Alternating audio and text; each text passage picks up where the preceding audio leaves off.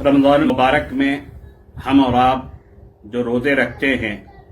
روزے کے دوران کوئی نہ کوئی کمی، کوئی نہ کوئی کوتاہی ہم سے ہو جاتی ہے۔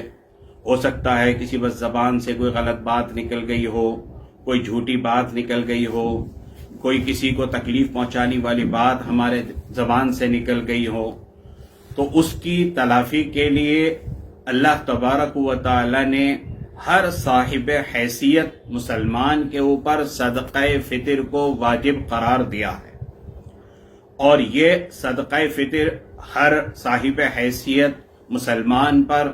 اپنی طرف سے اور اپنی نابالغ اولاد کی طرف سے لازم اور ضروری ہے۔ اسی طریقے سے اگر والدین بوڑھے ہو جائیں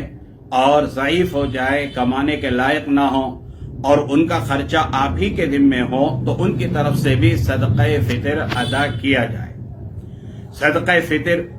ادا کیوں کیا جاتا ہے؟ حضرت عبداللہ ابن عباس رضی اللہ تعالی عنہ نے اس کے بارے میں بیان فرمایا کہ نبی کریم صلی اللہ علیہ وسلم نے صدقہ فطر کو ضروری قرار دیا ہے، جو روزے دار کے لیے لغو اور بے حیائی کی باتوں سے پاکیزگی کا ذریعہ ہے۔ یعنی اگر روزے میں اس کی زبان سے کوئی غلط بات نکل جائے، کوئی جھوٹی بات نکل جائے، تو اس کی تلافی بھی اس صدقہ فطر کے ذریعے سے اللہ تبارک و تعالی فرما دیتے ہیں، اور اسی طریقے سے مسکینوں کے لیے کھانے کا انتظام ہے۔ یعنی جو غربا ہیں، جو مسکین ہیں، وہ بھی عید کی تیاری کر سکیں، تو اس مقصد کے لیے بھی صاحب حیثیت پر صدقہ فطر کو لازم قرار دیا ہے۔ نبی کریم صلی اللہ علیہ وسلم کے زمانے میں عرب کے اندر گیہوں کی قیمت زیادہ تھی، گیہوں کمیاب تھا، اسی لیے کھجور، جو، کشمش، ان کا جو وزن ہے وہ 1 صاع ہے،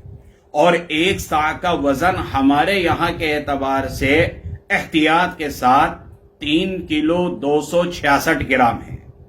اور گیہوں کا اور گیہوں کے آٹے کا جو صدقہ فطر ہے وزن کے اعتبار سے وہ آدھا صاع ہے، اور آدھا صاع کا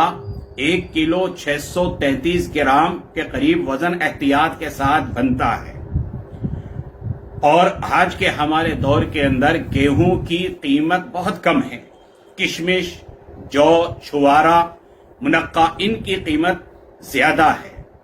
حضرت علی رضی اللہ تعالیٰ عنہ جب بصرہ میں تشریف لے گئے اور وہاں دیکھا کہ گیہوں کا ریٹ بہت کم ہے، بہت سستا ہے، تو فرمایا کہ ایسی چیزوں سے صدقہ فطر ادا کیا کرو جن کا وزن 1 صاع ہے،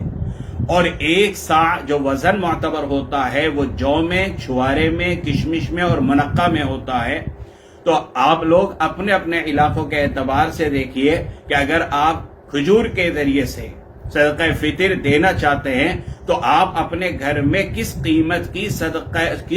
کی کھجور استعمال کرتے ہیں۔ اگر آپ 200 روپے کلو والی کھجور استعمال کرتے ہیں تو 3 کلو 266 گرام کھجور کا جو بھی قیمت ہوگی وہ آپ صدقہ فطر کے طور پر ادا کریں۔ ایسے ہی کشمش آپ استعمال کرتے ہیں تو کشمش کا جو وزن ہے اس کی جو بھی قیمت ہوگی اس کے اعتبار سے آپ صدقہ فطر ادا کریں، اور اسی طریقے سے جو ہے، اسی طریقے سے چھوارا ہے۔ اور اگر گیہوں کے ذریعے سے صدقہ فطر آپ دے رہے ہیں تو 1 کلو 633 گرام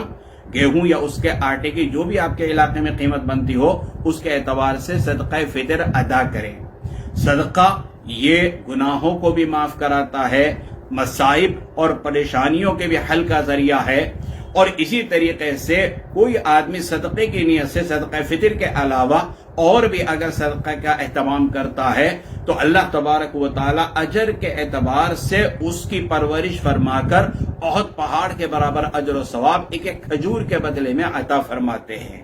تو ہمیں چاہیے کہ عید کی نماز کو جانے سے پہلے،